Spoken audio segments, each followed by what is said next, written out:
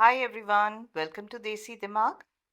Let's step into the world of beauty with Miss Anuradha Thakur, where every brushstroke tells a story. From timeless elegance to bold modern looks, Anuradha ji specializes in creating makeup artistry that enhances your natural beauty. या तो वो wedding day हो या special event और या कोई photoshoot. Trust Anuradha ji to craft a look that's uniquely yours. With expertise, precision, and a passion for perfection, she brings out the best version of you. Hi Anuradha ji, welcome to Desi Dimag. सबसे पहला सवाल जो कि सबसे होता है, आपकी शुरुआत मेकअप इंडस्ट्री में कैसे हुई और आपका सफ़र यहाँ तक का कैसे रहा? मैं बेसिकली आईटी बैकग्राउंड से हूँ जी. I am MCA. Before 18 years back मैं as a web designer work करती थी. Okay. बट शादी के बाद बच्चों के बाद सब छूट गया. I know. बट मुझे अर्न करना था. मेरी फैमिली सिचुएशंस ऐसी थी. As you know I am a single mother. तो उस टाइम भी घर की सारी रिस्पॉन्सिबिलिटी मेरे ऊपर थी. लेकिन मेरे बच्चे छोटे थे, मैं बाहर नहीं जा सकती थी. जी. बाहर टाइम नहीं दे सकती थी. मैं अगर वर्क करूँगी तो मुझे अपने बच्चों को डे केयर सेंटर में छोड़ना है. तो मैंने डिसाइड किया मैं ही डे केयर सेंटर खोल लेती हूँ. Exactly. तो मैंने 5 साल डे केयर सेंटर रन किया. Okay. मेरे बच्चे 2.5 साल और 1.5 साल के थे. 4 मंथ से लेकर 15 ईयर्स तक के बच्चे मेरे पास आते थे. Amazing. मैंने रन किया विदाउट एनी डोमेस्टिक हेल्प. जब मुझे लगा कि मेरे बच्चे अब थोड़े से बड़े हो गए हैं, मैं उनको थोड़ा छोड़ सकती हूँ. जैसे मेरी सिस्टर मेरे घर के सामने ही रहती हैं, तो उनके पास छोड़ दिया, कभी कहीं छोड़ दिया. एटलीस्ट मैं बाहर जा सकती हूँ. सपोर्ट करने वाला कोई नहीं था, ना पेरेंट्स थे, ना इन लॉज की तरफ से कोई था, ना कोई फ्रेंड सर्कल था. Okay. तो मैंने वही दोबारा, अगर मुझे दोबारा बाहर जाके वर्क करना है तो मैं इसमें कॉर्पोरेट में तो जा नहीं सकती, क्योंकि वही सुबह से लेकर रात तक का टाइम मैं नहीं दे सकती. फिर मैंने सोचा कि मैं फ्रीलांसिंग में जाऊंगी, मेकअप में जाऊंगी. हालांकि मेकअप का पैशन मुझे बचपन से बहुत ज़्यादा क्रेज रहा है मुझे बचपन से मेकअप का. आफ्टर 12th मैंने सोचा भी इस लाइन में जाने का, बट पेरेंट्स ने कभी साथ नहीं दिया. In fact I wanted to ask कि आप आईटी से मेकअप इंडस्ट्री में कैसे गए? पेरेंट्स ने कभी साथ ही नहीं दिया. एक्चुअली उस टाइम पे आई थिंक उनकी सोच यही रहती है कि कुछ अच्छा करो, कुछ बड़ा करो. हम किसी को क्या बताएंगे, हमारे बच्चे क्या ये सैलून लाइन में जा रहे हैं, तुम नहीं बनोगे, तुम इस लाइन में क्या करोगे. तो उन्होंने कभी सपोर्ट नहीं किया इस चीज़ को. तो अब इस स्टेज पे मैं जहाँ आफ्टर मैरिज मुझे कोई सपोर्ट नहीं था किसी का. जो करना है मैंने अपने आप ही करना है, अपने आप ही अपनी ज़िंदगी चलानी है, अपने आप ही बच्चों को मैनेज करना है. तब मैंने मेकअप और हेयर की क्लासेस ली और प्रोफेशनल सर्टिफिकेशन लिया. हाँ जी, मैंने लैक्मे ज्वाइन किया. वहाँ से मैंने मेकअप का और हेयर का प्रोफेशनल उसमें सर्टिफिकेशन लिया. फिर मैंने जब स्टार्ट किया इसके बाद मैंने फैशन शो से स्टार्ट किया था. मैं बैक स्टेज मॉडल्स को एज अ मेकअप और मेकअप आर्टिस्ट और हेयर स्टाइलिस्ट उनको रेडी करती थी. That was a big break. हाँ, मेरा ब्रेक यहीं से हुआ था. तो काफ़ी टाइम मैंने उनको ऐसे ये किया. उसके बाद फिर मैं एडवर्टाइजमेंट शूट्स करने लग गई. अच्छा. मैंने काफ़ी अच्छी सेलिब्रिटीज़ के साथ काम किया है, मेकअप और hair as a makeup artist और हेयर स्टाइलिस्ट. लेकिन शूट्स में की जहाँ बात आए ना, वहाँ हमें बहुत टाइम देना पड़ता है. हाँ, 1 दिन का है, 2 दिन का है, पूरी रात चल रहे हैं, उसमें बहुत टाइम लगता है. फिर वही बात आ रही थी, बच्चों को कैसे छोड़ना. ठीक है, फिर मुझे उस लाइन को फिर छोड़ना पड़ा. फिर मुझे घर के नियर बाय एक जॉब ऑफर हुआ एज अ सैलून मैनेजर का. तो मैंने वो ज्वाइन कर लिया. मेकअप और हेयर में थी, बल्कि मैं सैलून लाइन की नहीं हूँ. I am not a beautician और ना ही मुझे उसका कोई नॉलेज है. बट एज अ मैनेजर मैंने वो ज्वाइन कर लिया. 1 महीना में मैंने ज्वाइन किया था और मैं वहाँ का सारा समझ गई थी. कैसे प्रोडक्ट डीलिंग करनी है, कहाँ से प्रोडक्ट लेना है, कहाँ से स्टाफ मैनेज करना है, कैसे सब कुछ मैनेज करना है. 1 महीने में मैं समझ गई मुझे अपना खोलना है. तब मैं बिल्कुल क्लियर हो गई थी मुझे लाइफ में अब सैलून खोल के मेकअप और हेयर का भी वो रहेगा, फ्रीलांसिंग रहेगी और इसका भी रहेगा. मैंने उसी सैलून से ब्यूटिशियन, हेयर स्टाइलिस्ट, जया सैलरी में वहीं से उनको ले लिया. चलो, it was a blessing in disguise. तो मैंने वहीं से उनको वहीं ले लिया और अपना स्टार्ट कर दिया मैंने. Very nice. और मेरे पास हेयर स्टाइलिस्ट और ब्यूटिशियन का स्टाफ था. और मार्केटिंग मैंने स्टार्ट कर दी. पैम्पलेट डिस्ट्रीब्यूटिंग, लाइक उस टाइम जस्ट डायल मैंने स्टार्ट किया और 4-5 और मोड ऑफ मार्केटिंग जो मेरे को मिले मैंने वो सब स्टार्ट कर दिया. और जैसे मेकअप आर्टिस्ट मैं थी तो मैंने शूट्स छोड़ दी थी, लेकिन मैंने वेडिंग मेकअप्स पकड़ लिए थे। लाइक वेडिंग मेकअप्स हो गए और हमारा डेस्टिनेशन मेकअप्स हो गए, मैंने वो स्टार्ट कर दिया। बाकी मेरा सैलून तो चल रहा था। अब मेकअप्स तो ओकेजनली है, वो तो डेली डेली नहीं हो सकता है, ठीक है ना।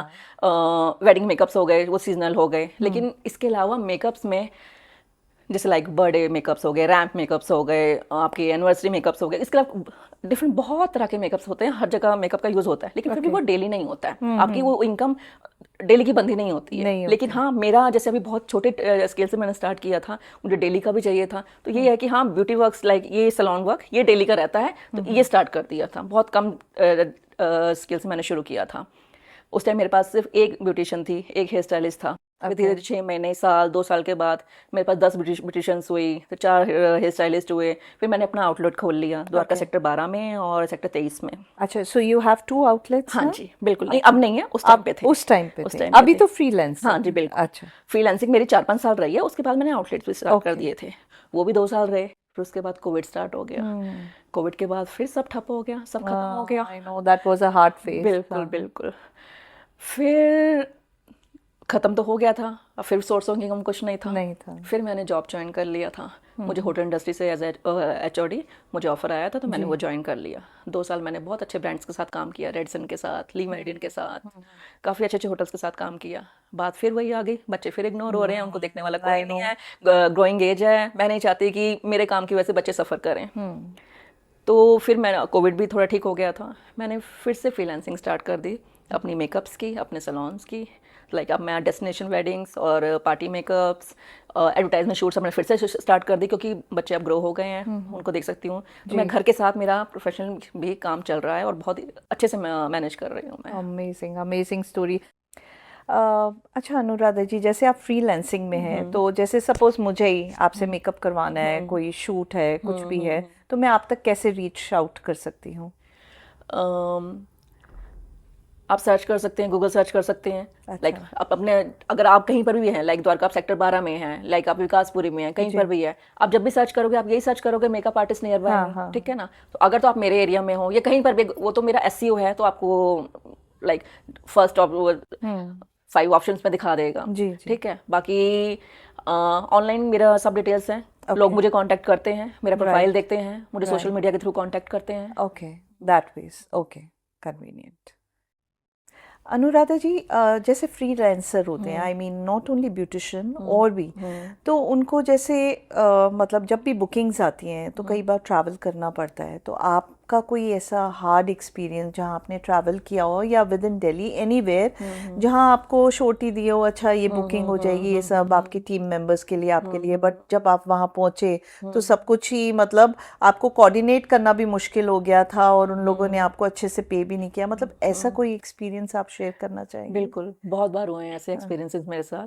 कई बार ऐसा होता है कि लाइक हमें डिटेल्स मिल जाती है, लोकेशन मिल जाती है कि हमने यहाँ जाना है।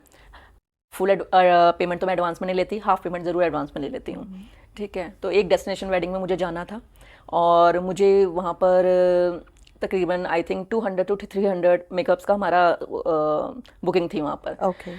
तो मेरे पास इतना स्टाफ नहीं था, बट मैंने मैनेज कर लिया था। मैं अपने साथ 50 makeup artist and hair stylist की टीम लेके गई थी।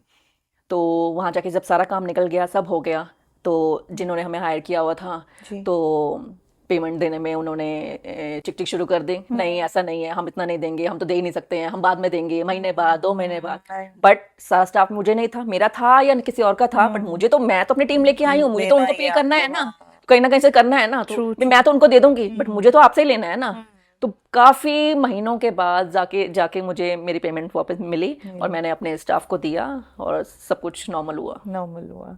तो इसके बाद आपने मतलब क्या डिसाइड किया कि आपने फुल पेमेंट लेनी है या स्टिल आप अपने टर्म्स को मतलब वैसा ही रखोगे? या नहीं, उसके बाद से क्या है कि ना, वो मेरा फर्स्ट बैड एक्सपीरियंस इसलिए था क्योंकि मैं उन लोगों को मैंने वेरीफाई नहीं किया हुआ था। अब मैं जहाँ पर जाना है, अगर हमारी आउट ऑफ लाइक जैसे मैं दिल्ली में रहती हूँ, आउट ऑफ दिल्ली कहीं भी ट्रैवल करना है, मैं हर जगह पूरी अच्छे से वेरीफाई कर लेती हूँ क्या है। हाँ बिल्कुल बिल्कुल, जहाँ मुझे लगता है कि कहीं कुछ दिक्कत होने वाली है, तो वहाँ मैं उस हिसाब से पहले सब क्लियर कर लेती हूँ, पहले सब बात कर लेती हूँ। Very true. अच्छा अनुराधा जी, मुझे ऐसा लगता है कि आम जनता जो है उनको काफ़ी मिसकंसेप्शन है ब्यूटिशनर को लेकर और मेकअप आर्टिस्ट को लेकर कि उन दोनों का जो जॉब होता है वो सिमिलर होता है, मतलब वो डिफ्रेंशिएट नहीं कर पाते। तो प्लीज़ आप एक्सप्लेन कर सकते हैं इन दोनों में क्या डिफरेंस है, because I myself believe there is a huge and massive difference. बिल्कुल डिफरेंस है, और बहुत सही क्वेश्चन किया आपने। इवन मैं भी कहीं पर भी जाती हूँ, oh you are a beautician, मुझे बोलना पड़ता है बार बार, no I am a makeup artist. Difference ये है, लाइक आप एक ब्राइड किसी ब्राइड को ले लीजिए, प्री ब्राइडल हमारे रहती हैं, उसमें लाइक वैक्सिंग, फेशियल, जो ब्यूटिशियन का एक जॉब जी, होता है, ठीक है ना, definitely. वो सैलून वर्क के अंदर आता है। सैलून वर्क के अंदर मेकअप भी आता है, नो डाउट, लेकिन मेकअप आर्टिस्ट एंड ब्यूटिशियन जमीन आसमान का फर्क है जमीन उसमें, आसमान ठीक का है। फर्क। लास्ट लुक जो ब्राइडल को देंगे, जिसकी वजह से दुनिया उसको देख रही है, सेंटर ऑफ अट्रैक्शन जो बन रही है, फाइनल लुक जो उसको मिलेगा वो मेकअप आर्टिस्ट देगा, मेकअप आर्टिस्ट देगा, हेयर स्टाइलिस्ट देगा, ड्रेपर देगा। कहीं ना कहीं ये सैलून एक्टिविटीज में आता जरूर है, लेकिन मेकअप आर्टिस्ट और ब्यूटिशियन सेम नहीं है। आई वुड से कि मेकअप आर्टिस्ट एक ट्रांसफॉर्मेशन ले आता है एक इंसान में, बिल्कुल बिल्कुल बिल्कुल different. बिल्कुल That's how it बिल्कुल। is. इवन मैं भी ऑडियंस को यही बताना चाहूंगी, प्लीज मेकअप आर्टिस्ट और ब्यूटिशियन को सेम ना कहें, ये दोनों बिल्कुल अलग हैं।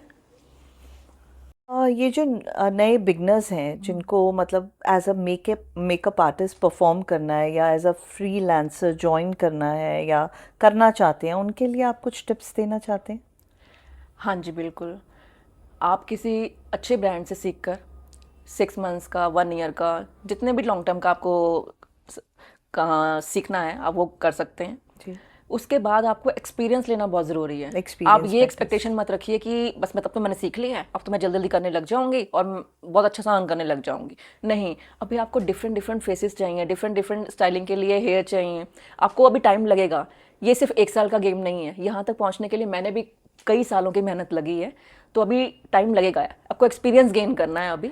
तो आप ये कहना चाहते हैं कि जैसे एक छोटा सा कोर्स करके जो भी है ही या शी वो सैलून में एक्सपीरियंस लें 6 महीने का या एक कुछ कोर्स करें and then they should go for freelancing? हाँ जी बिल्कुल, क्योंकि जब आप किसी कस्टमर को आप किसी इवेंट में उनका करने जाएंगे, अगर आपने नॉर्मली बस सोचा कि मैंने वारंटी बना ली है और मैं आप करने चली जाऊंगी और आपने कर भी दिया, लेकिन अगर आपके पास एक्सपीरियंस नहीं है, डिफरेंट डिफरेंट फेसेस होते हैं और हर किसी फेस पे एक डिफरेंट प्रोडक्ट लगता है, डिफरेंट तरीके से मेकअप किया जाता है, और आपने अपनी तरफ से तो करके आ गए हो लेकिन उनको सेटिस्फाइड नहीं कर पाए क्योंकि आपके पास एक्सपीरियंस नहीं है, आपने अच्छा रिजल्ट उनको नहीं दिया, लेकिन उनका तो वो इतना मेन इवेंट था, वो तो खराब।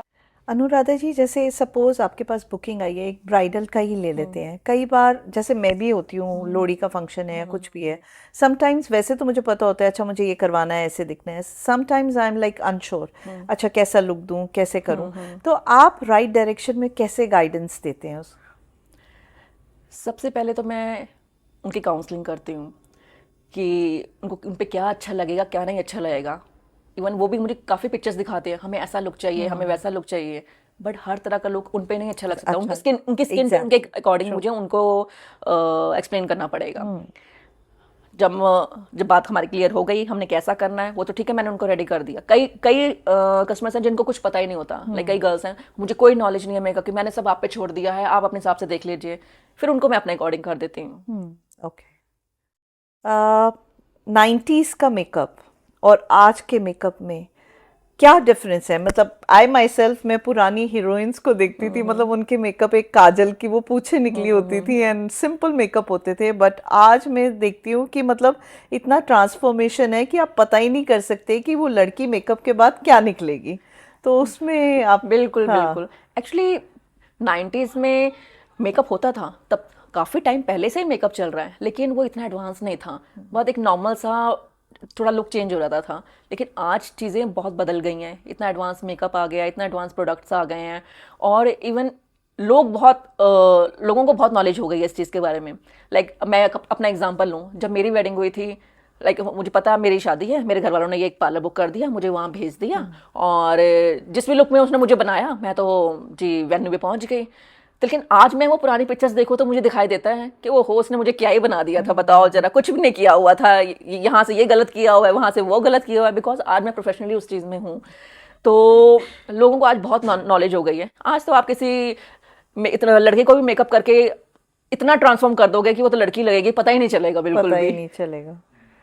नहीं, इनफैक्ट मैं तो ये देखती हूँ ऑफिस गोइंग या मैं खुद जिम जाती हूँ, कुछ भी मतलब नॉर्मल टचअप तो बिल्कुल एवरीबॉडी बिल्कुल नोज। आज की डेट आज में सिंपल कोई नहीं रहता। आज की डेट में हर लड़की को सेल्फ मेकअप जरूर आता है, क्योंकि वो घर से बाहर निकलेगी हाँ। तो एटलीस्ट देखो सीटीएम हाँ। कंट्रोल, आपकी क्लींजिंग, टोनिंग और मॉइस्चराइजिंग, ये तो उसके बिना तो कोई नहीं जाता कहीं पर। एक नॉर्मल लाइनर, आपकी बीबी क्रीम, ये लिपस्टिक, नॉर्मल सेल्फ मेकअप में इंक्लूड होता है। ये सब तो करके ही बाहर निकलते हैं। Do it for yourself, not for anybody. बिल्कुल, मतलब you have to look good. पहले वो होता ही नहीं था कि ऐसी बांधा और निकल गए। बिल्कुल। तो आज की डेट में हर कोई प्रेजेंटेबल बनना चाहता है, ठीक है ना। उनको भी लगता है कि मैं 4 लोगों के बीच में बैठूं, थोड़ा अच्छा लगूं, ठीक लगूं। लेकिन पहले ये सब चीजें नहीं थी। लोग इस चीज को इतना ज्यादा वो इम्पोर्टेंस इतनी ज्यादा इम्पोर्टेंस नहीं देते थे। ट्रू।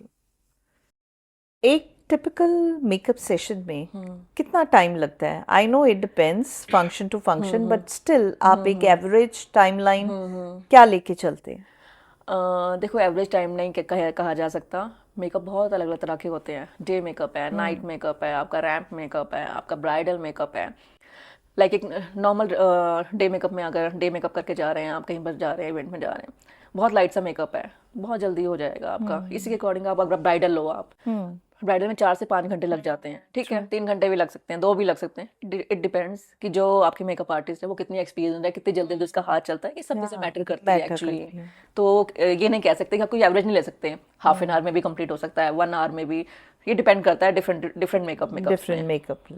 अनुराधा जी, जब इनिशियली आपने एज अ फ्रीलांसर स्टार्ट किया ये मेकअप आर्टिस्ट का, तो आप अपना एक्सपीरियंस बताइए, क्योंकि मुझे ऐसा लगता है कि जब भी आप कोई नया काम शुरू करते हैं तो लोगों का एटीट्यूड टूवर्ड्स यू या किसी की भी तरफ थोड़ा सा रफ रहता है, थोड़ा सा until and unless you're a known figure। तो मतलब आपका एक्सपीरियंस कैसा रहा? बिल्कुल, जब मैं फ्रेशर एडवर्टाइजमेंट शूट्स करने स्टार्ट हुई थी, किसी भी तरह के शूट्स करने स्टार्ट हुई थी, मैं काफ़ी सेलिब्रिटीज़ के साथ मैंने काम किया, टीवी एक्टर्स के साथ, फिल्म इंडस्ट्री के एक्टर्स के साथ। तो उनका बिहेवियर ना काफ़ी रफ रहता था मेरे साथ क्यों, इवन एवरी फ्रेशर जो भी इस इंडस्ट्री में है।